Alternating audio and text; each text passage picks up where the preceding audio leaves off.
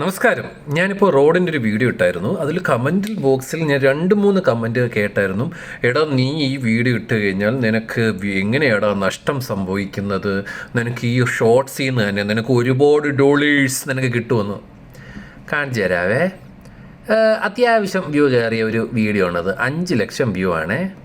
എനിക്കിപ്പം നിനക്കൊക്കെ കാണിച്ചു തന്നില്ല എന്ന് വേണ്ട.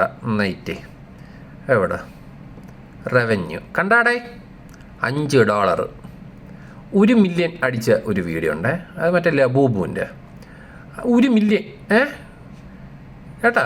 അത് കേട്ടോണല്ലാണോ? 1 മില്യൺ വ്യൂ അടിച്ച കണ്ടല്ല, 1 മില്യൺ വ്യൂ. $10 എത്രയെന്നറിയാം? 10 × 80 എത്ര? 800 രൂപ. ഇതാണടാ നീ പറഞ്ഞ കോടിക്കണക്കിന് രൂപ. എനിക്ക്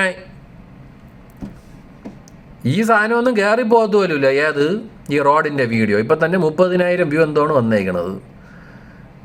30,000 വ്യൂ എന്തോണ് ഈ റോഡിൻ്റെ ഈ വീഡിയോയ്ക്ക് വന്നേക്കണത്. റവന്യൂ ജനറേറ്റ് പോലും ആയിട്ടില്ല. അതുകൊണ്ട് ഈ വന്നിരുന്നിട്ട് ഞാൻ പറയാം, വേറൊരു കാര്യം, നമ്മുടെയൊക്കെ ഇത് ഉള്ളതുകൊണ്ട് നീ ജീവിച്ചു പോകണമെന്ന് സത്യമാണ്. ഒരിക്കലും ഞാൻ ഇല്ലെന്ന് പറയൂല. നിങ്ങളൊക്കെ വന്ന് കാണുന്നുണ്ട്, കാശുണ്ടാക്കണമുണ്ട്. പക്ഷേ ഇതാണ് ഷോർട്സിൻ്റെ വിധി. ആകെപ്പാടുള്ളൊരു ഗുണമെന്ന് പറഞ്ഞാൽ മറ്റേ ലിങ്ക് വല്ലതും കിട്ടിയിട്ട് അതിൽ വല്ലതും ആഡ് ചെയ്താൽ കമ്മീഷൻ കിട്ടും. ഇതിനൊന്നും നാട്ടിൽ പോലും ഇല്ല ഈ സാധനം. കമ്മീഷൻ പോലും കിട്ടില്ല. അതുമല്ലാതെ ഞാൻ ഈ സാധനം റെക്കമെൻഡും ചെയ്യൂല.